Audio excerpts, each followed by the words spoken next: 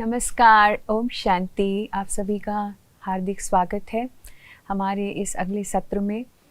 और last session में हमने जाना था कल्प जो साइकिल है, साइकिल ऑफ टाइम, उसके बारे में।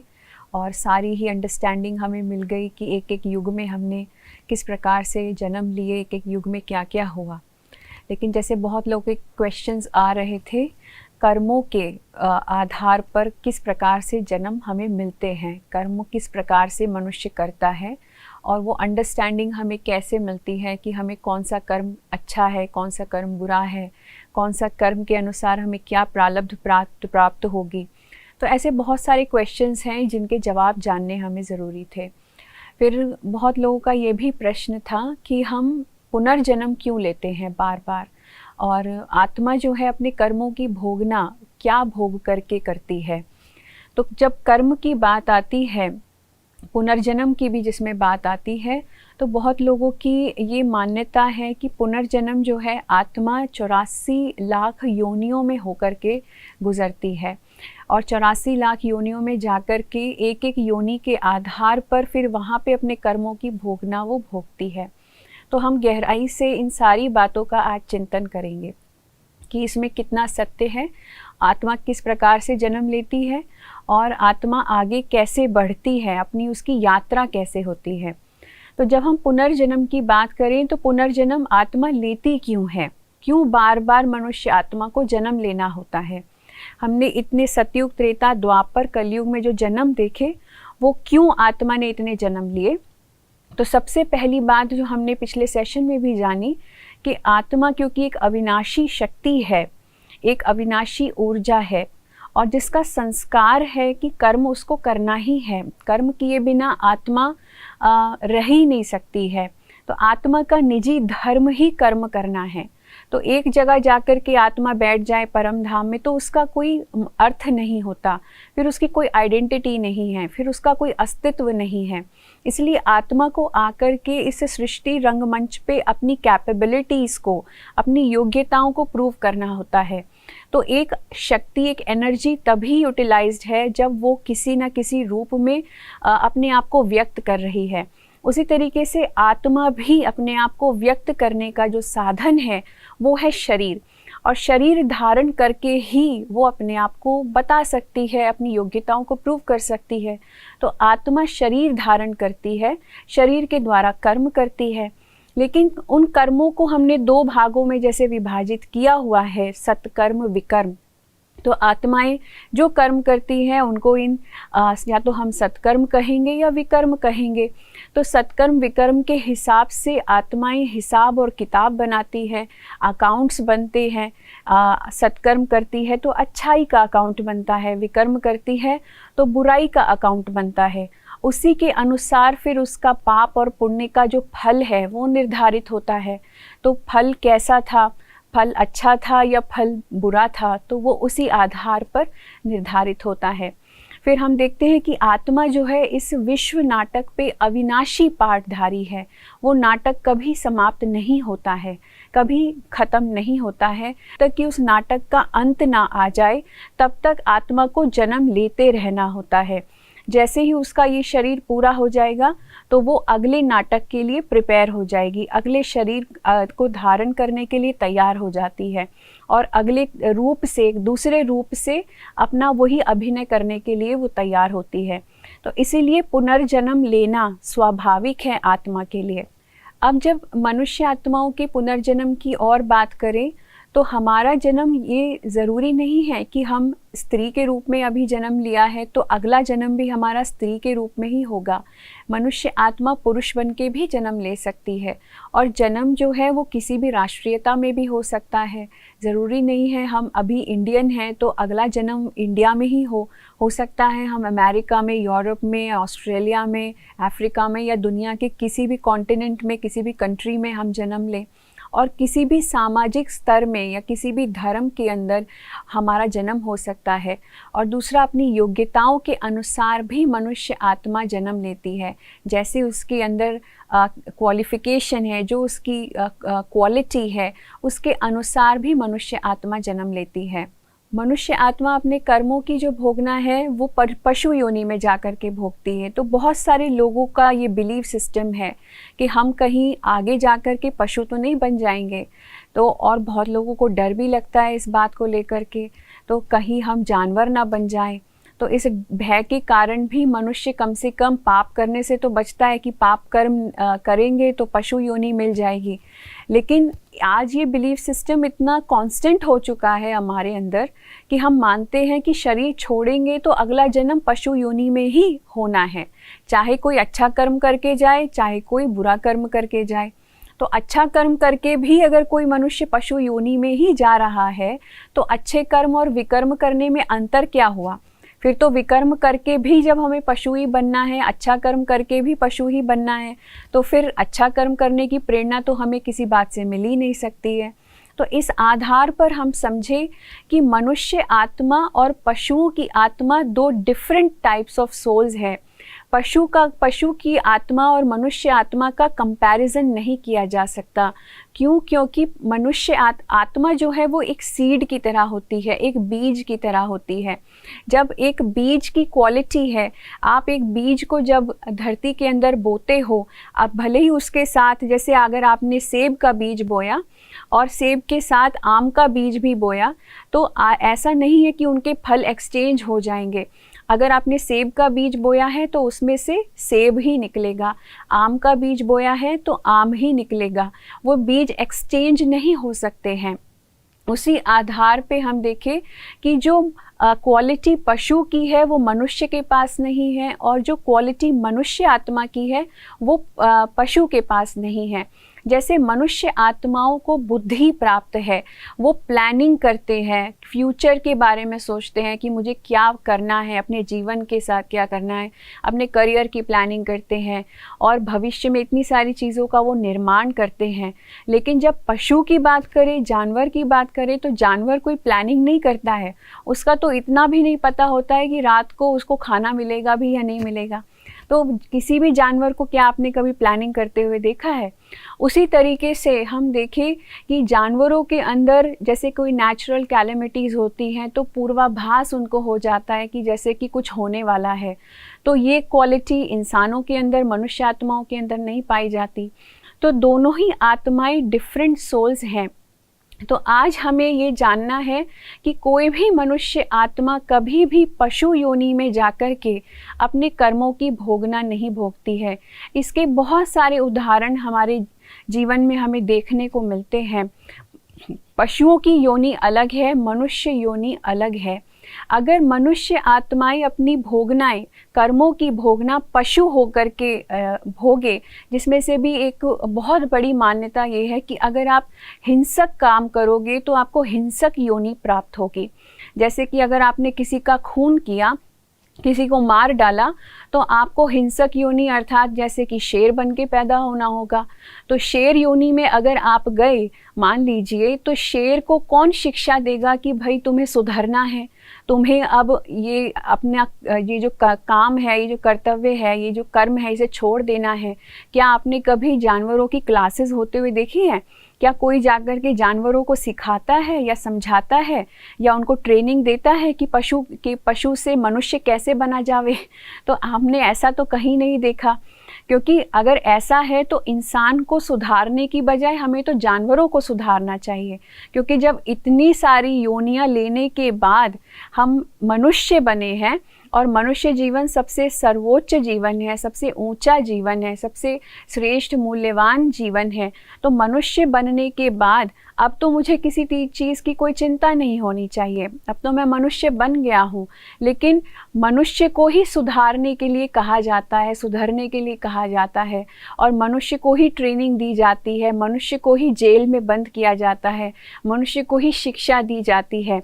कोई भी जाकर के जानवरों को नहीं सिखाता, कोई भी जाके जानवरों को नहीं समझाता कि तुम्हें बदल करके, पुरुषार्थ करके, मेहनत करके फिर से मनुष्य बनने का पुरुषार्थ करना चाहिए, मेहनत करनी चाहिए।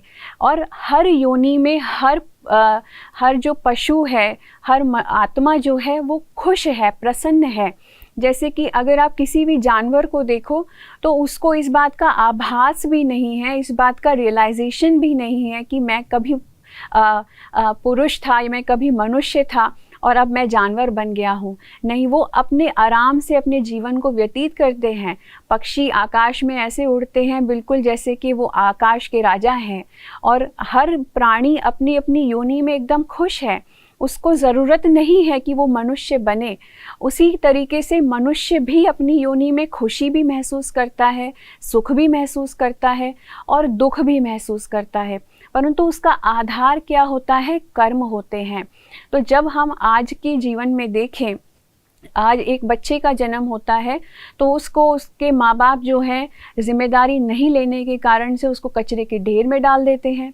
जहाँ दूसरी तरफ हम किसी के माँ बाप को देखें तो उस बच्चे का जन्म हुआ है तो उसको गोल्डन स्पून उसके मुख में है, उसको सारी सुख सुविधाएं प्राप्त हैं। माँ बाप उसके नाम से कितनी प्रॉपर्टी ले लेते हैं, उस बच्चे के नाम सब कुछ कर देते हैं। तो एक बच्चे को कुछ भी प्राप्त नहीं है और एक को सब कुछ प्राप्त है। तो इसका कारण क्या है? जहाँ एक बच्चा जो है रोगग्रस्त होकर के पैदा हुआ है, जहाँ एक बच्चा एकदम हष्ट पुष्ट पैदा हुआ है और इतने अच्छे घर में, इतने अच्छे परिवार में पैदा हुआ है, तो ये इसका कारण क्या है? इसका यही कारण है कि मनुष्य आत्मा जो अपनी भोगना भोगती है वो मनुष्य योनि में ही भोगती है, ना कि जानवर बन के। अदरवाइज़ तो जानवर बनने के बाद अगर हमें मनुष्य जन्म मिला है तो वो कितना सुखी संपन्न होना चाहिए, सुख सुविधाओं से भरा हुआ होना चाहिए, शरीर निरोगी होना चाहिए। लेकिन जब कोई बच्चा ऐसा पैदा होता है या अपंग होता है या उसके साथ कोई ना कोई समस्या होती है तो हम खुद ही कह देते हैं कि इसके पूर्व जन्मों का ये फल है जिसके कारण से इसको इस प्रकार का शरीर मिला है। तो हम खुद भी ये बात जानते हैं कि मनुष्य आत्मा अपने कर्मों की भोगना इस मनुष्य के जीवन में ही होकर के भोगती है। फिर दूसरा कारण भी हम देखें कि आजकल जो सुसाइड के इतने केसेस बढ़ते जा रहे हैं, इतना डिप्रेशन है, क्या कभी जानवरों को डिप्रेशन होते हुए या जानवरों को सुसाइड करते हुए आपने देखा है कि जो जानवर जो हैं वो आत्महत्या कर लें क्योंकि हम जो है मनुष्य बनना चाहते हैं? नहीं, लेकिन मनुष्य ही आज अपने जीवन से तंग आ चुका है, मनुष्य ही आज अपने जीवन से परेशान हो चुका है। तो ये सारे बहुत सारे प्रमाण हैं इस बात के कि 84 लाख योनियां जो है उसमें जाकर के हम में से कोई भी पशु बन के अपनी कर्म की भोगना नहीं भोगता। फिर इसके बहुत सारे प्रमाण हैं हमारे सामने कि पुनर्जन्म जो हम लेते हैं एक के बाद एक, तो कौन से प्रमाण हैं? तो जैसे कुछ बच्चों के अंदर शुरुआत से ही, बचपन से ही बहुत विशेषताएं होती हैं। कोई बच्चे ऐसे होते हैं जो सारी दुनिया का ज्ञान जैसे उनको है, वो हर चीज़, हर प्रश्न का जवाब आप उनसे पूछो, कोई भी प्रश्न आप उनसे पूछो तो वो हर प्रश्न का जवाब आपको दे देंगे।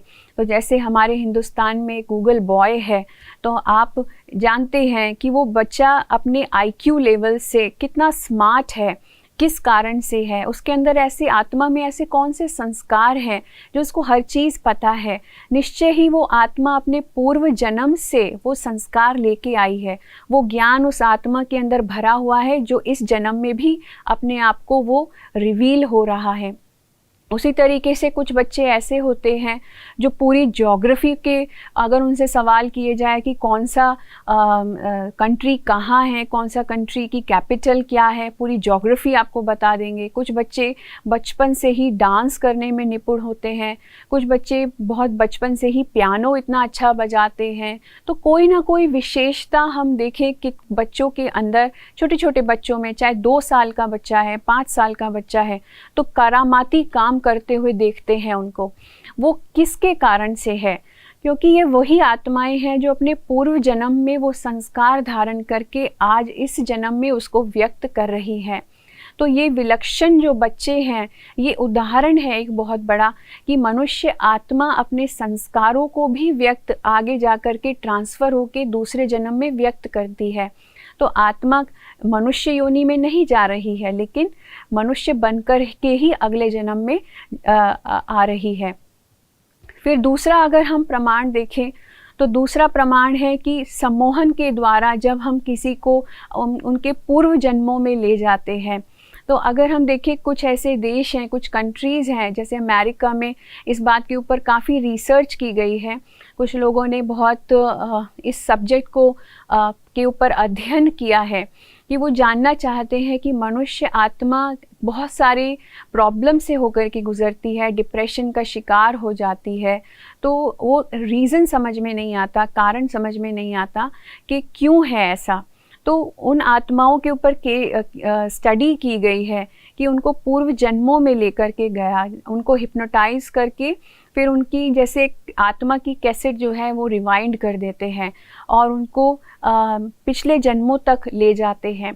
तब जाकर के वो बताते हैं कि हम पिछले जन्म में ये थे, ऐसे थे, यहाँ रहते थे, ये हमारा ड्रेस था, ये हमारे मम्मी पापा का नाम था, हमारा खुद का ये नाम था और फलाने ने मेरे साथ ऐसा किया जिसके कारण से मेरी मृत्यु हो गई और फिर मैंने आज इस जन्म में ऐसे जन्म लिया है और आज मेरे को ये समस्या है। तो इस समस्या का जो कारण है वो पूर्व जन्मों के आधार पे आज वर्तमान की जो समस्या है उसका हल जान पाते हैं।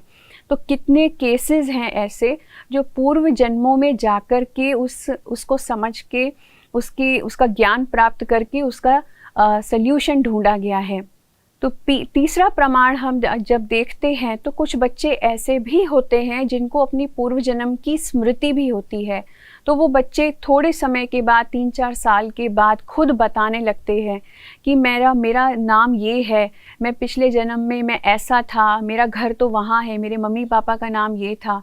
तो कुछ बच्चों को पूर्व जन्म की स्मृति भी आ जाती है, लेकिन स्मृति आना पिछले जन्म की इसको अच्छा नहीं माना जाता है। क्यों? क्योंकि वो आत्मा किस हालातों में उसने शरीर छोड़ा, किस कारण से शरीर छोड़ा, अगर इस जन्म में भी आकर के वही टेंशन्स और वही बातें वो स्मृति में रहती है तो उस बच्चे के लिए आगे चलना बड़ा मुश्किल होता है। आत्मा के लिए आगे का सफ़र जो है वो डिफ़िकल्ट हो जाता है। इसीलिए हमारे अंदर जो भूलने का संस्कार है, आत्मा के अंदर ये संस्कार बहुत अच्छा है कि वो अपने पिछले जन्म की सारी बातें भूल जाती है, जिसके कारण से उसको याद नहीं रहता है कि मैं पिछले जन्म में क्या था, किस कारण से मैंने शरीर छोड़ा।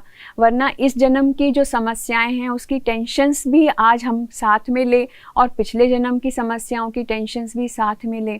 तो इसलिए हमारा ये बहुत अच्छा जिसको कहते हैं एक रोल प्ले है, एक रील है जो बार बार जो है नई बनती जाती है जैसे जैसे हम आगे बढ़ते चले जाते हैं। तो पूर्व जन्म की स्मृतियाँ भी इस बात का प्रमाण है कि मनुष्य आत्माएं जो हैं वो मनुष्य बनकर के ही जन्म लेते हैं, ना कि 84 लाख योनियों में भटक करके जन्म लेते हैं। अब जब हम जान रहे थे कि मनुष्य आत्मा अपने कर्मों के आधार पर जन्म लेती है, पुनर्जन्म लेती है, तो कर्म के सिद्धांत को जानना भी उतना ही ज़रूरी हो जाता है। तो कार्मिक फ़िलॉसफ़ी, जिसके बारे में बहुत लोगों ने बहुत सारी बातें की हैं, कर्म का सिद्धांत जो है अगर उसके रहस्य को हम समझ लें तो हमारे जीवन की आधी से ज़्यादा समस्याएं जो हैं वो समाप्त हो जाएं। हमारे मन का जो बोझ है, हमारे ऊपर जो इतनी टेंशन्स का, इतने डिप्रेशंस का और इतने सारे क्वेश्चंस जो दुविधाएं, जो कन्फ्यूजन हमारे मन में उठते हैं, उन सब का जवाब भी हमें मिल जाए। हमें अपने रोज़मर्रा में होने वाली समस्याएं, उसका कारण भी हमें समझ में आ जाए। तो हर कर्म या प्रभाव के साथ कोई ना कोई परिणाम या अनुभव होता है। तो हर कर्म जो है वो कोई ना कोई फल देकर के ही रहता है। कोई भी कर्म बिना फल के नहीं होता है। तो ये कर्म का सबसे बड़ा सिद्धांत है कि कर्म एक बीज की तरह है जिसको फलीभूत होना ही है, चाहे वो कितने भी समय में हो। लेकिन उस बीज को अगर आपने बोया है, एक बार कर्म किया है, तो वो फल दिए बिना रहता नहीं है। जैसे कि आप हवा में आप बॉल फेंकते हो तो वो बॉल रिटर्न जैसे वापस आपके पास आती है। उसी तरीके से जैसे तालाब में आप एक पत्थर मारते हो तो पत्थर जब मारते हो तो उसकी लहरें बनती हैं। लहरें बन कर के अनेक टारगेट्स को जाकर के वो टकराती है और टकरा कर के वापस वो आपकी तरफ आती है लहर। तो इसी तरीके से कर्म भी एक ऐसा ही सिद्धांत है कि आपने जो किया उसका फल आपको परिणाम के रूप में प्राप्त होता है। अब हम कर्म के बारे में जैसे जान रहे थे, तो ये भी जानना अति आवश्यक है कि सतयुग, त्रेता, द्वापर, कलयुग, इसमें कर्मों का विभाजन हम किस आधार पे करेंगे। तो क्या देवी देवता भी सत्कर्म या विकर्म करते हैं, या देवी देवता कुछ अलग प्रकार का कर्म करते हैं। जैसे हमने जाना कि द्वापर युग से हमने दो तरीके के चीज़ें शुरू हो गई, दो अकाउंट शुरू हो गए, एक सत्कर्म का अकाउंट, एक विकर्म का अकाउंट शुरू हो गया।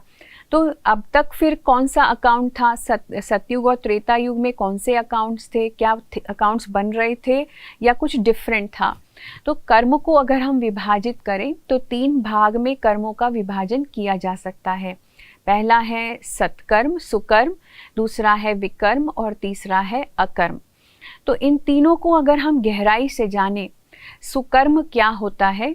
सुकर्म अर्थात सुकर्म को भी 2 भागों में हम बांट सकते हैं। एक होता है पुण्य कर्म और एक होता है श्रेष्ठ कर्म। तो जो पुण्य कर्म होता है वो है किसी को सुख देना, किसी को शांति की भासना कराना। दुनिया में जैसे लोग दान पुण्य करते हैं तो वो पुण्य कर्म माना जाता है। लेकिन जो श्रेष्ठ कर्म होता है वो केवल परमात्म स्मृति में किया जा सकता है। अपने आप को जब हम आत्म स्मृति में टिका करके, इस शरीर के भान से नहीं लेकिन आत्मा के स्वमान में रह करके, खुद के स्वमान में आत्म अभिमानी स्थिति में रह करके जो भी कर्म हम करते हैं, परमात्मा की स्मृति में रह करके हम जो भी कर्म करते हैं, तो वो सत्कर्म अर्थात श्रेष्ठ कर्म की श्रेणी में आता है। ये वही कर्म है जिसकी प्रारब्ध सबसे ज़्यादा ऊंची है, सबसे ज़्यादा बड़ी है। और लेकिन अगर हम पुण्य कर्म की बात करें तो पुण्य कर्म की प्रारब्ध जो है वो इतनी बड़ी नहीं होती है। जैसे अगर आप दान पुण्य कर देते हैं, आपने किसी के लिए हॉस्पिटल बनाया या किसी को आपने पैसे की मदद की उसका इलाज कराने में, तो निश्चय ही अगले जन्म में आपको अच्छी शरीर मिल जाएगा, निरोगी काया मिल जाएगी। लेकिन ये ज़रूरी नहीं है कि हर जन्म के लिए आपको निरोगी काया मिलती रहेगी। अगले जन्म के लिए आप रिज़र्व कर लेते हो अपने लिए एक बॉडी, कि वो बॉडी जो है 100% हेल्दी होगी। उसी तरीके से कुछ लोग जो है एजुकेशन देने का काम करते हैं, शिक्षा देने का काम करते हैं, तो वो स्कूल्स बनवा देते हैं, कॉलेजेस बनवा देते हैं, ताकि उसमें बच्चे जो हैं आकर के अच्छी शिक्षा ले सकें। तो वो अगले जन्म में जाकर के खुद बहुत एजुकेटेड हो के निकलते हैं। वो एक ऐसे घर में जन्म लेते हैं जहाँ एजुकेशन की बहुत वैल्यू है, शिक्षा की बहुत वैल्यू है, और वो बहुत अच्छे तीव्र बुद्धि होकर के बहुत सारी शिक्षा ग्रहण करते हैं। फिर कुछ लोग ऐसे होते हैं जो किसी के लिए धर्माऊ खोल देते हैं, धर्मशालाएं बनाते हैं। तो ऐसे लोग जब पुण्य कर्म करते हैं तो अगले जन्म में उनको बहुत अच्छे घर मिल जाते हैं, बड़े बंगलों में उनका जन्म हो जाता है। तो जो हम पुण्य कर्म दूसरों की सहायता के लिए करते हैं, तो वो कर्मों का फल जो है अगले जन्म में 1-2 जन्मों तक ही रहता है। लेकिन वो कर्म हम जो कर रहे हैं, पुण्य कर्म, वो डिपेंड करता है कि हम किस स्मृति में कर रहे हैं। अगर वो हम शरीर की स्मृति में ही कर रहे हैं तो उस कर्म फल की जो भोगना है वो लिमिटेड होगी। लेकिन अगर हम कोई कर्म पर आत्म स्मृति में रह के कर रहे हैं, अपने आप को आत्मा समझ के कर रहे हैं, परमात्मा की याद में कर रहे हैं, अपनी ओरिजिनलिटी में रह कर के हम वो कर्म करते हैं, तो वो श्रेष्ठ कर्म बनता है। और उसकी प्रारब्ध इतनी बड़ी है कि आप उसको इमेजिन नहीं कर सकते। तो वो श्रेष्ठ कर्म हम कब करते हैं, वो समय सिर्फ संगम युग पर ही आता है। तो जैसे जो श्रेष्ठ कर्म है उसकी प्रारब्ध क्या है वो हम जानेंगे अपने नेक्स्ट सेशन में, कल के सेशन में, जब हम देखेंगे कि परमात्मा आकर के श्रेष्ठ कर्म हमसे करवाते हैं तो वो बदले में उसके हमें क्या देते हैं। तो उसकी प्रारब्ध बहुत बड़ी है, वो श्रेष्ठ कर्म कहलाता है। फिर जब विकर्म की बात आती है तो विकर्म वो कर्म है जो मनुष्य आत्मा अपने आप को भूल करके, अपने आप को शरीर समझ करके और 5 विकारों के अंदर अपने आप को लिप्त कर करके जो भी कर्म करती है वो सब विकर्म की श्रेणी में आता है। तो देह भान में आकर के जो हमने कर्म किए, काम, क्रोध, लोभ, मोह, अहंकार, तो इन विकारों में अपने आप को लिप्त करके जो भी हमने कर्म किए वो सब विकर्मों के खाते में आते हैं। तो ये कर्म बनने शुरू होते हैं द्वापर युग से, क्योंकि द्वापर युग में आत्माएं अपने आप को आत्म भान से देह भान में परिवर्तित कर देती है। आत्माओं के अंदर धीरे धीरे शरीर की स्मृति ज़्यादा बढ़ने लगती है और शरीर के भान में आकर के एक पुण्य का, एक पाप का खेल शुरू हो जाता है। तो जब हम पाप कर्म करते हैं तो उसके अकाउंट्स क्रिएट हो जाते हैं। तो यही विकर्मों का अकाउंट है जो बार बार सेटल होने के लिए हम अब अनेकों जन्म लेते हैं। फिर बात आती है अकर्म की। तो अकर्म क्या होता है कि जब सतयुग और त्रेता में हम थे तो सतयुग त्रेता में भी देवी देवताओं ने कर्म किए, परंतु वो कर्म कौन से थे? वो कर्म थे भोगने के नहीं, लेकिन अपने उस फल को खाने के कर्म थे। जो हमने श्रेष्ठ कर्म करने के बाद जो फल हमें प्राप्त होता है तो वो उस फल को खाना अर्थात अकर्म करना। जैसे आपने 1 महीने नौकरी की, जॉब की, तो उसके परिणाम स्वरूप आपके अकाउंट में आपकी सैलरी आ जाती है। अब उस सैलरी को निकाल करके आप घर का सामान लेके आते हो, उस सैलरी को खर्च करते हो, भोजन खाते हो और उससे चीज़ें लेते हो जो आपके लिए ज़रूरी है। तो वो ना तो सत्कर्म माना जाएगा, ना श्रेष्ठ कर्म माना जाएगा, ना विकर्म माना जाएगा, उसको हम अकर्म कहेंगे। तो इसीलिए ये कर्म भी अति आवश्यक हैं। तो जो आवश्यक ज़रूरी कर्म हैं, जो शरीर निर्वाह अर्थ हम सभी को करने होते हैं, वो अकर्म की कैटेगरी में आते हैं। परंतु इसका कोई अकाउंट क्रिएट नहीं होता है। अकाउंट सिर्फ सत्कर्म का और विकर्म का क्रिएट होता है। तो कर्म के कुछ नियम हैं और एक एक करके उस नियम को जान ले, समझ ले तो लाइफ कितनी ईजी हो जाए। हम अपनी लाइफ को उसी अकॉर्डिंग चलाएंगे। तो जैसे सबसे पहला नियम है कर्म का कि मेरे हर कर्म का लेखा जोखा है। तो आप जो भी कर्म कर रहे हैं वो या तो सत्कर्म है या विकर्म है या अकर्म है, तो उसके अकाउंट्स क्रिएट हो रहे हैं, वो लिखा जा रहा है। आत्मा के अंदर वो एक लेयर बनती चली जाती है, उसके ऊपर चढ़ता चला जाता है। हमने बहुत पुराने समय से यही माना है कि आत्मा तो निर्लेप होती है, आत्मा के ऊपर कर्म की लेप छेप नहीं चढ़ती है, वो तो शरीर के ऊपर ही होता है। तो उसको उस मान्यता के अनुसार हम सोचते हैं कि शरीर को पावन कर लेते हैं, शरीर को धो लेते हैं, तो फिर शरीर को पवित्र बना लेते हैं, तो वो सारी कार्मिक अकाउंट्स का लेप छेप भी खत्म हो जाएगा। तो हमने जाकर के गंगा में स्नान भी किया कि शरीर को गंगा स्नान करा दो तो हमारे ऊपर कोई लेखा जोखा चढ़ेगा ही नहीं। लेकिन क्या गंगा स्नान करने से हमारे सारे कार्मिक अकाउंट सेटल हो गए?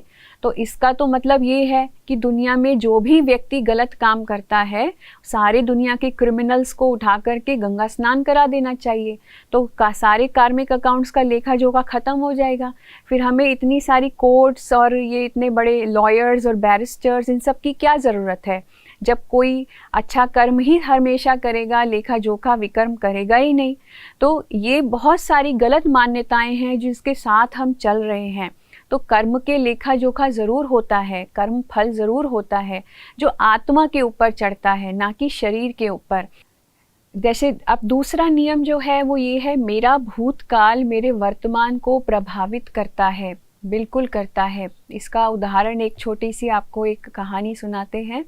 एक बार दो दोस्त जो हैं कहीं जा रहे थे रास्ते में, और जाते जाते उनके सामने एक पर्स होता है। उस पर्स में वो पर्स को उठाते हैं तो देखते हैं कि पर्स में 1000 रुपया है। तो उनमें से जो एक व्यक्ति होता है वो कहता है, वाह भाई, आज तो हमें इनाम मिल गया, देखो 1000 रुपया मिल गया। तो दूसरा कहता है, नहीं नहीं, पता नहीं ये किसका पर्स होगा, हमें जो जिसका होगा उसको हो सकता है उसकी आमदनी इतनी हो 1000 रुपये, तो हमें ये पुलिस के हवाले कर देना चाहिए, तो वो उस व्यक्ति तक पहुंच जाएगा, हमें हमारा कोई अधिकार नहीं है इस 1000 रुपये पे, तो आप इसको वापस कर दें। तो वो कहता है, नहीं नहीं, ये मेरे नसीब का है। अगर ये हमारा नसीब का नहीं होता था तो ये किसी और के हाथ लग जाता था, उसको मिलता था, और आज ये हमें मिला है, हमारे सामने पड़ा है, तो इसलिए ये हो सकता है हमारे लिए ही यहाँ रखा हो, ये हमारे लिए इनाम हो, तो हम ही इसे रख लेते हैं। पुलिस को देंगे तो हो सकता है पुलिस इसको रख ले, इससे अच्छा तो हम ही इसे रख लेते हैं। तो ये सोच करके वो जो व्यक्ति है वो उसको रख लेता है। और जो ये व्यक्ति था जिसने ईमानदारी से कहा कि नहीं, ये इनाम मुझे नहीं चाहिए, वो व्यक्ति जैसे आगे बढ़ता है तो आगे बढ़ कर के उसको एक कांटा चुभ जाता है और उसके पैर में से खून निकलने लगता है। तो वो जो व्यक्ति दूसरा उसका दोस्त होता है वो उसको कहता है ना, देखा तूने अपनी ईमानदारी का फल, तुझे बदले में क्या मिला। दुनिया में ईमानदारी का फल यही होता है कि ईमानदार लोगों की कोई पूछ नहीं होती, उन्हें सहन ही करना पड़ता है। तो इस तरीके से जब आज भी तो हम कितना कुछ सोचते हैं, कितना यही देखते हैं कि कितने लोग हैं कि वो मानते हैं कि दुनिया में लोग बुरा काम करके भी इतने ऐशो आराम से जी रहे हैं, उनके जीवन में कोई दुखी नहीं है, वो तो उड़ा रहे हैं पैसे को, और भले ही कितना गलत काम कर रहे हैं, भगवान उनको तो देखता ही नहीं है, भगवान उनकी लाइफ में कुछ करता ही नहीं है, उनको सज़ा देते ही नहीं है। लेकिन जो भला आदमी है, जो अच्छा काम कर रहा है, ईमानदारी से जी रहा है, 2 वक्त की रोटी कमाता है, 2 वक्त की रोटी के लिए मेहनत करता है, उसको खाता है, लेकिन उसी के जीवन में सारी समस्याएं लगी हुई है। तो ये ऐसा क्यों होता है, ये सवाल बहुत लोगों का उठता है। तो ये जो सारा सीन था 2 दोस्तों का, ये ऊपर नारद जी गुजर रहे थे, तो उन्होंने ये सब कुछ देखा। तब उन्होंने सोचा कि ये क्या हो रहा है मनुष्य लोक में, यहाँ तो उल्टा हो रहा है। जो अच्छा व्यक्ति है उसको सज़ा मिल रही है, जो बुरा व्यक्ति है उसको इनाम मिल रहा है। तो कहीं चित्रगुप्त जी कुछ गड़बड़ तो नहीं कर रहे हैं कार्मिक अकाउंट्स की बुक में।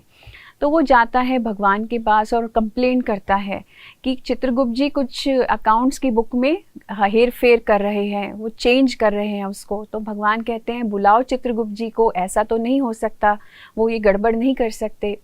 तो जब चित्रगुप्त जी आते हैं और अपनी अकाउंट्स की बुक चेक करते हैं, तो वो बताते हैं उन दोनों के कार्मिक अकाउंट्स का हिसाब किताब।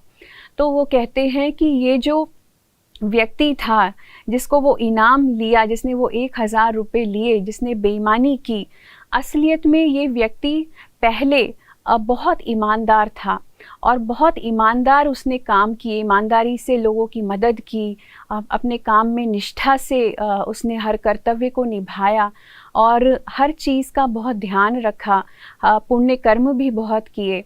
तो ये इसकी ईमानदारी का फल इसको बहुत ज़्यादा मिलने वाला था।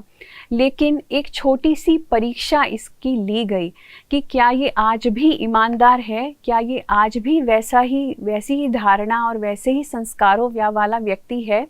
तो उसकी चेकिंग के लिए ही वो एक पर्स रखा गया था उसके सामने।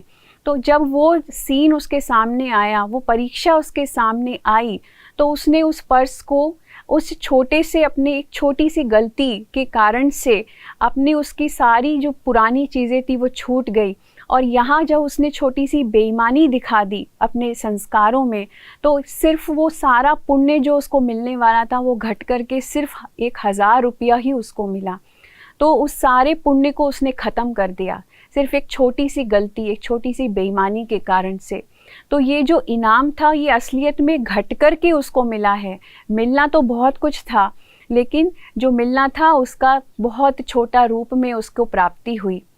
लेकिन ये जो दूसरा व्यक्ति था, दूसरा व्यक्ति को जो कांटा चुभा, असलियत में ये अपने पूर्व जन्म में एक बहुत बेईमान, एक लूटमार करने वाला व्यक्ति था, जिसने बहुत लोगों का धन लूटा था, बहुत लोगों की बददुआएं कमाई थी। तो ऐसा व्यक्ति आज उसके सामने भी आकर के जब एक छोटी सी परीक्षा उसकी भी ली गई, तो वहाँ उसने ईमानदारी दिखाई, वहाँ उसने अपने अच्छे संस्कार का प्रदर्शन किया, एक श्रेष्ठ कर्म का बीज बोया। तो उस एक श्रेष्ठ कर्म के बीज में जहाँ उसने ये निर्णय लिया कि मैं ये धन को स्वीकार नहीं करूँगा जो मेरा है ही नहीं, तो एक छोटे से कर्म के बीज ने उसके सारे जो पिछले जन्म के जो भी पाप कर्मों का हिसाब किताब था उसको वही समाप्त करके एक छोटे से कांटे के रूप में उसको चुभा।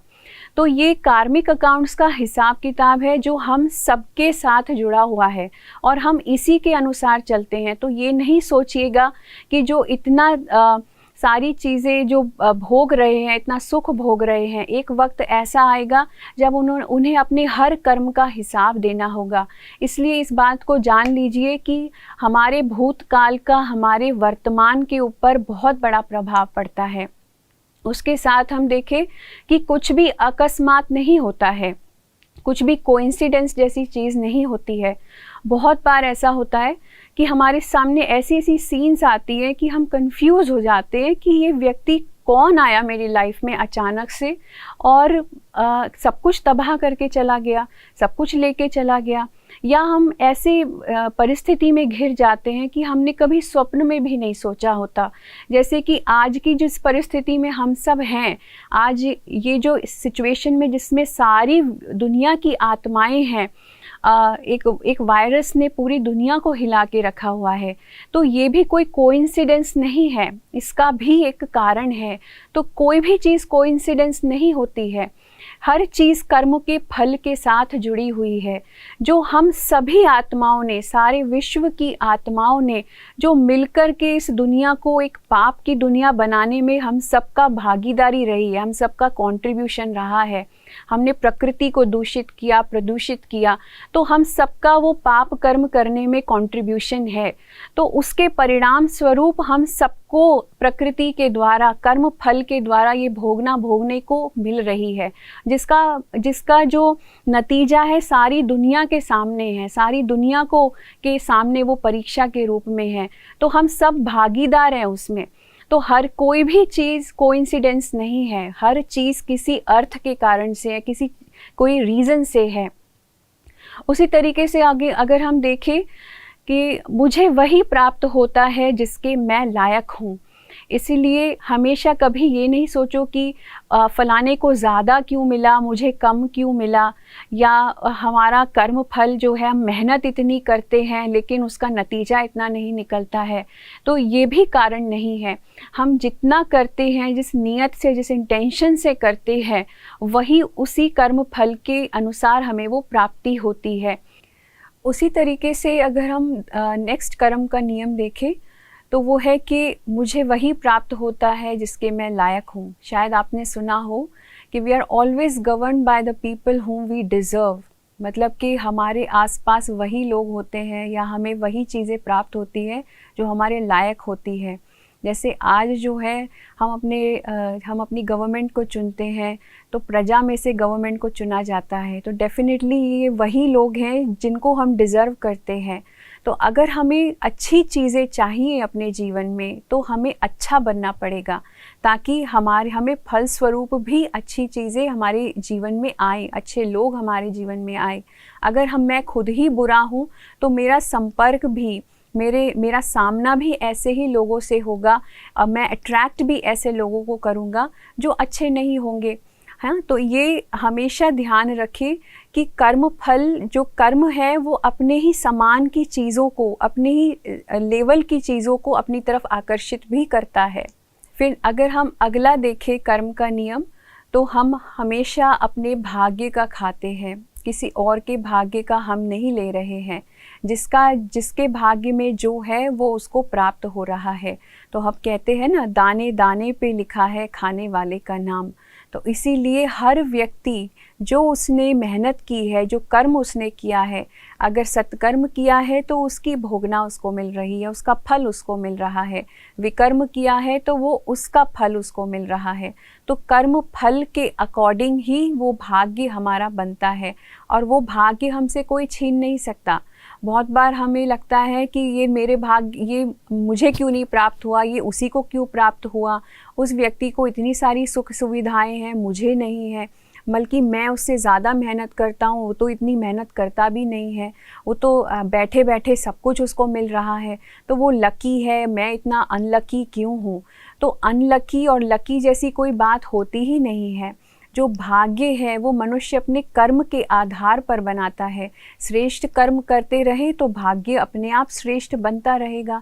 तो भाग्य, और ऐसा भाग्य जो हमसे कोई छीन नहीं सकता, जो हमसे कोई ले नहीं सकता। हमारा भाग्य हमारे साथ हमेशा अटैच होके चलता है। तो भाग्य तो बनाया जाता है, वो कोई किसी को दान में नहीं देता है। भगवान कोई पक्षपात नहीं करता है भाग्य बांटने में। हम अपने कर्मों के आधार से ही भाग्य बनाते हैं। फिर जो लास्ट है कर्म का नियम, वो ये है कि आज मेरी जो वर्तमान स्थिति है उसका जिम्मेवार दुनिया में कोई नहीं है, उसका जिम्मेवार मैं खुद हूँ। हम बहुत बार ब्लेम्स करते हैं ना, ब्लेम देते हैं कि आज मेरी ये हालत तुम्हारे कारण से है, उनके कारण से है, या बहुत बार लोग अपने माँ बाप को ब्लेम देते हैं। और फिर कभी कभी तो हम भगवान को भी ब्लेम देते हैं, ईश्वर को भी ब्लेम देते हैं कि भगवान ने मेरे ऊपर कभी ना नज़र दी उठाई है, ना कभी मुझे कुछ प्राप्ति कराई है, ना कभी कुछ दिया। भगवान ने हमेशा मेरे से लिया ही लिया है, छीन लिया है। तो हम किसी को भी ब्लेम नहीं दे सकते, क्योंकि कर्म सिद्धांत ही ये कहता है कि जैसा कर्म करोगे वैसा फल आपको प्राप्त होगा। तो अगर आज मेरे पास कुछ है नहीं, या जो मिलता भी है वो भी मेरे से हाथ से चला जाता है, तो उसके लिए कोई व्यक्ति जिम्मेदार नहीं है, मैं ही उसके लिए खुद जिम्मेदार हूँ। कर्मों का शुद्धिकरण। तो कर्मों का शुद्धिकरण किस आधार पे किया जा सकता है? हम अपने कर्मों को किस आधार पर श्रेष्ठ बना करके सबसे पहले विकर्म के खाते को हम कैसे ख़त्म कर सकते हैं? तो ये एक बहुत इम्पॉर्टेंट सब्जेक्ट है, क्योंकि हम सब जानना चाहते हैं और हम सब महसूस करते हैं कि कार्मिक अकाउंट्स जो है उनको सेटल करना बहुत ज़रूरी है। और कार्मिक अकाउंट्स के सेटलमेंट के लिए ये ज्ञान होना ज़रूरी है सबसे पहले कि कौन सा कार्मिक अकाउंट का फल किस तरीके से हमको मिलेगा, किस रूप में हमको मिलेगा। तो इसीलिए आजकल हमें हर चीज़ को, हर कर्म को, उसकी गुह्यता को, उसकी गहराई में जाकर के हमें समझना है कि ये कर्म हमें आखिर जाकर के क्या फल दे सकता है। जैसे बहुत बार कुछ कर्म हम अनजाने में भी कर देते हैं, और अनजाने कर्मों का नतीजा जो हमें मिलता है और हम उसको समझ नहीं पाते हैं कि मैंने तो ऐसा कोई काम किया ही नहीं है जिसका नतीजा मेरे को ऐसा मिल रहा है, मेरे साथ ऐसा हुआ है, मैंने तो ऐसा किसी को कभी कुछ दुख ही नहीं दिया है। तो इसका भी एक उदाहरण के रूप में हम देखते हैं, जैसे कि बहुत बार आप किसी गरीब के ऊपर तरस खा करके आप उसको अपनी गाड़ी से 10 रुपया आपने उसको दे दिया, किसी बच्चे पे, गरीब बच्चे पे तरस खा के आपने उसको पैसे दे दिए। अब आपको नहीं पता कि उस पैसे का क्या होने वाला है, आपने तो शुभ भावना से वो पैसा उसको दिया था, लेकिन वो पैसा ले जा कर के वो बच्चा अपने पिताजी को दे देता है। उसका पिताजी जो है बाज़ार में जा कर के उसकी शराब खरीद लेता है, शराब पी कर के वो अपने घर में जा कर के अपनी बीवी बच्चों को मारता है। तो क्या आप उसमें भागीदार नहीं बने कि क्योंकि पैसे तो आपने दिए थे, तो आगे जा कर के उस व्यक्ति ने वो कर्म किया और कर्म करके 2 आत्माओं को दुख दिया, तो आप भी तो भागीदार बने ना उसमें। तो हम ना जाने अनजाने ऐसे कितने कर्मों के साथ जुड़ जाते हैं। उसमें ही एक कर्म होता है मांसाहार का सेवन। जैसे कि एक व्यक्ति है कसाई जो है मांस को, जानवर को मारता है, तो वो उसका कर्म उसके साथ जुड़ा हुआ है कि उसने एक जानवर की हत्या की है। फिर एक व्यक्ति है जो उस मांस को ले जाकर के बाज़ार में रखता है, तो वो उस कर्म के साथ जुड़ जाता है। फिर एक व्यक्ति है जो उसको बेचने का काम करता है, फिर वो भी भागीदार बन जाता है उसके इस चीज़ के, इसी श्रेणी में वो भी एक भागीदार है। फिर उसके बाद हम देखते हैं कि जो व्यक्ति उस मांस को खरीदता है वो भी उस कर्म के साथ भागीदार बन जाता है। फिर एक व्यक्ति है जो घर में ले जाकर के घर में उस मांस को पकाता है, तो वो भी उस कर्म के साथ जुड़ जाता है। और फिर वो लोग हैं जो उस मांस को बैठ कर के खाते हैं, तो वो भी उस कर्म के साथ जुड़ जाते हैं। तो आप देखिए एक ही सीरीज़ में एक ही कर्म के साथ कितने सारे लोग जाने अनजाने उसके विकर्म के साथ जुड़ गए हैं। और जब एक साथ बहुत सारे लोग जुड़े हुए होते हैं, भागीदार होते हैं एक ही विकर्म को करने में, तो हम देखते हैं फिर वो भोगना भी एक साथ उनकी होती है, वो एक साथ उस फल को प्राप्त करते हैं। जैसे कि बहुत बार हम समझ नहीं पाते हैं, जैसे कोई बस जो है जाते जाते खाई में गिर जाती है, तो उसमें जितने भी पैसेंजर्स होते हैं वो मर जाते हैं।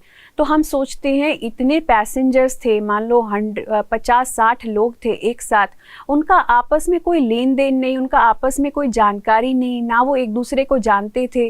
फिर वो एक साथ उनका क्या अकाउंट था साथ में, जो वो एक साथ उन्होंने सबने शरीर छोड़ दिया, तो एक साथ उन सभी के ऊपर कैसी आपदा आके गिरी। तो वो कहीं ना कहीं कैसे ना कैसे अनजाने में कर्म किए हुए वो लोग थे जो एक साथ बैठे थे उसी बस में, तो वो किसी कर्म से ज़रूर पिछले जन्मों में जुड़े हुए थे, जो वो एक साथ उन्होंने मिलकर के किया था, तो आज कार्मिक अकाउंट्स के अकॉर्डिंग वो सब एक साथ उस बस में बैठे थे और वो एक साथ वो बस जो है खाई में गिर गई। उसी तरीके से जैसे अभी रिसेंट में हमने देखा एक प्लेन क्रैश हुआ पाकिस्तान में, तो कितने सारे लोग जो है उस प्लेन में एक साथ मर गए। तो हम जो है ऐसे इवेंट्स से अनुमान लगा सकते हैं कि कर्म जो है वो किस आधार पे कहीं ना कहीं जाकर के हम अपने फल को दिखाए बिना अपने फल की भोगना किस प्रकार से आत्माओं को मिलती है। तो ऐसे भी अनजाने कर्म हम सब करते रहते हैं, पर इन कर्मों का शुद्धिकरण हम कैसे करें? तो वो दो विधियां हैं। जो पहली विधि है वो ये है कि मनुष्य आत्माएं सजाओं को भोग करके, वो सजाएं वो कैसे भी भोग सकती है। वो शरीर की वेदना है, शरीर के दुख हैं, सफरिंग है, तो शारीरिक बीमारियां हैं, तो एक तो इस तरीके से हो सकती है, या मेंटल डिप्रेशन है, या किसी भी तरीके की मानसिक समस्याएं हैं, तो वो भी एक वेदना है, वो भी एक तरीके के सजाएं भोगना है। फिर हमारी गृहस्थ जीवन में भी हमारे जो घर गृहस्थी है उसमें जिन लोगों के साथ हम जुड़े हुए हैं, फिर उनको कोई समस्याएं आ जाएं तो उन आत्माओं के साथ हमारा प्यार होता है, स्नेह होता है, तो वो आत्माएं दुखी होती है तो हम भी उनके साथ दुखी होते हैं। तो इस प्रकार से हमारा भी उन आत्माओं के साथ कुछ कार्मिक अकाउंट है, पिछले जन्मों का कार्मिक अकाउंट है कि जब वो आत्मा दुखी है तो आप भी दुखी हो साथ में। तो ज़रूर आप दोनों ने मिलकर के पिछले जन्म में कोई ना कोई गलत काम किया है, जिसकी वेदना आज आप दोनों को साथ में मिलकर के भोगनी पड़ रही है। तो इस आधार से भी मनुष्य आत्माएं सजाएं भोगती है। और ये है एक तरीका विकर्मों को सेटल करने का। फिर दूसरा जो तरीका है कर्म की भोगना को समाप्त करने का, विकर्मों को समाप्त करने का, वो है राजयोग के माध्यम से। तो राजयोग जो एक प्रक्रिया आपको सिखाई गई है, वो जैसे आत्मा जैसे ही परमात्मा के साथ कनेक्ट होती है तो परमात्मा की शक्ति से जो भी हमारे विकर्मों के खाते हैं वो धीरे धीरे करके कम होने शुरू हो जाते हैं, वो सेटल होने शुरू हो जाते हैं, और वो भी बिना किसी भोगना के सेटल होने शुरू हो जाते हैं। तो ये एक बहुत सहज रास्ता है अपने विकर्मों को समाप्त करने का, क्योंकि यही वो समय है। और इसमें भी जब इम्पोर्टेंस ऑफ टाइम आपने जाना, आज के जो समय का जो महत्व है वो जाना कि पूरे कल्प में, पूरे 5000 वर्ष के साइकिल के अंदर केवल अभी का ही वो समय है जब हम आत्माएं परमात्मा के साथ मिलकर के अपने सारे कार्मिक अकाउंट्स को सेटल कर सकते हैं। और भगवान आकर के हमको बहुत सहज रास्ता इस योग के माध्यम से बताते हैं कि जितना आत्मा परमात्मा को याद करे, जितना हम उस शक्ति को, परम शक्ति के साथ अपना कनेक्शन जोड़े, उतना आत्मा जो है शुद्ध, पवित्र, पावन बनती चली जाती है, प्यूरिफिकेशन होना शुरू हो जाता है। आत्मा जो है मुक्त होने लगती है अपनी सारे ही विकर्मों के कार्मिक अकाउंट से। फिर उसको शुभ कर्म करने की प्रेरणा और शक्ति भी यहीं से मिलती है। और जैसे ही आत्मा का कनेक्शन परमात्मा से बनता है, ये श्रेष्ठ ज्ञान हमको मिलता है, तो हम श्रेष्ठ जीवन बनाते हैं, श्रेष्ठ कर्म करते हैं, जिसकी प्रारब्ध के अनुसार सतयुग और त्रेता में हमारा जन्म होता है, जिसको हम और गहराई से वो किस तरीके से, किस आधार से आपने देखा है, जाना है, समझा है। तो दो तरीके से हमने देखा कर्मों का शुद्धिकरण, या तो सजाएं भोग के करो या राजयोग के माध्यम से करो। तो सबसे इजी कौन सा माध्यम आपको लगा? राजयोग के माध्यम से अपने आप को शुद्ध बनाइए, अपने आप को पवित्र बनाइए। तो मेरा ही आज आपने जाना कि मेरे आज के वर्तमान से ही हम पता लगा सकते हैं कि आज मुझे जो प्राप्त है वो मेरे पास्ट के कार्मिक अकाउंट्स के कारण से है। तो चाहे वो अच्छा है या बुरा है, उसका कारण मैं खुद हूँ, मेरे पास्ट के कार्मिक अकाउंट्स हैं। लेकिन आज मेरे पास एक उम्मीद है, और अपने अच्छे शुभ कर्मों के द्वारा, जो अगर शुभ कर्मों का बीज अगर हम बोए, तो हम अगले फ्यूचर में, हमारे अपने भविष्य में, हम श्रेष्ठ कर्मों के उस फल को, है ना, खाने के लिए तैयार होंगे। तो इसलिए श्रेष्ठ कर्मों का बीज बोए ताकि भविष्य में मुझे फल भी अच्छा प्राप्त हो। तो आइए उसी आधार पर 2 मिनट अपने संकल्पों को फिर से समेटते हैं। अपने मन को एकाग्रचित कीजिए, अपने आप को फिर से प्रकृति के बीच में एक सितारे के समान आत्मा रूप में स्थित करके अपने आप को ऑब्जर्व कीजिए।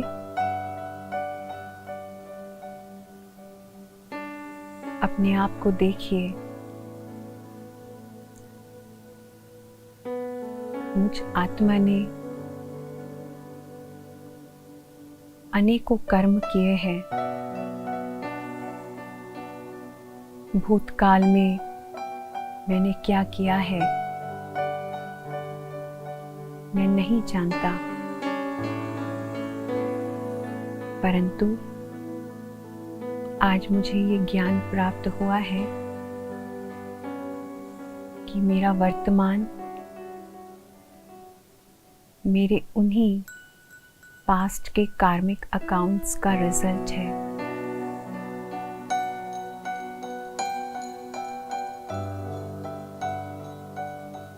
आज स्वयं परमात्मा ने मुझे ये ज्ञान दिया है कि जो कर्म मैं अभी करूँगा मेरा भविष्य उससे कितना श्रेष्ठ बन सकता है।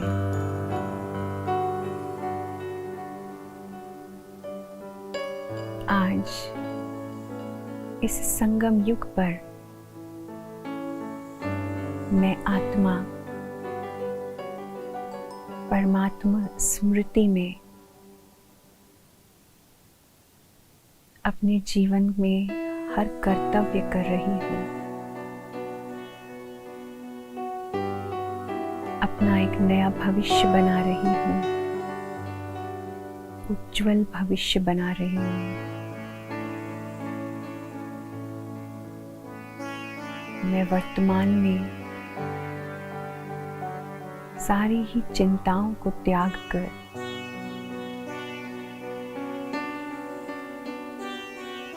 मन के ऊपर सारे बोझ समाप्त करके परमात्मा को अपना साथी बनाकर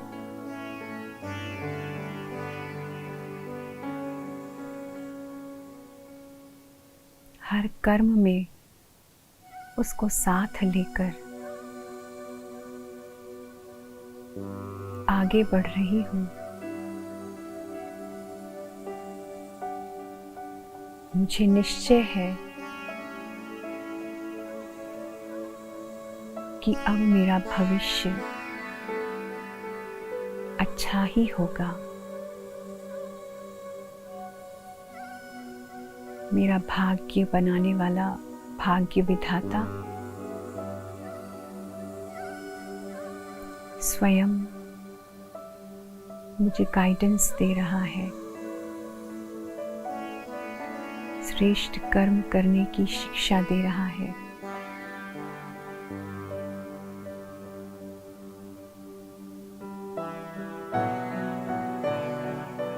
मैं आत्मा बहुत भाग्यशाली हूँ।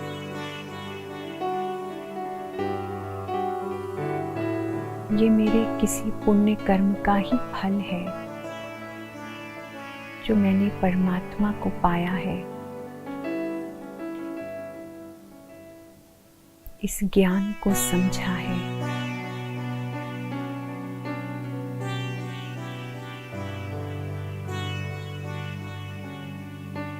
अब मैं जो भी कर्म करूंगी वो श्रेष्ठ ही होगा, महान ही होगा। ओम शांति। ओम शांति। तो ये अभ्यास आप अभी नित्य करते रहिए अपने जीवन में और सत्कर्म सदा करते रहिए और परमात्मा की स्मृति में हर कर्म को करिए। फिर हम अपने अगले सेशन में मिलेंगे। अगले सेशन में हम जानेंगे कल्प वृक्ष के बारे में और हम जानेंगे हिस्ट्री कि परमात्मा 1936 में आए तो उन्होंने कैसे ये कर्तव्य आगे किया और ब्रह्मा को किस प्रकार से निमित्त बनाया आगे कर्तव्य करने के लिए, और आज जो है हम किस स्थिति में हैं और अभी वर्तमान समय हमें क्या प्रेरणाएं परमात्मा से मिल रही हैं, तो वो सारी बातें हम अपने अगले सेशन में जानेंगे। ओम शांति।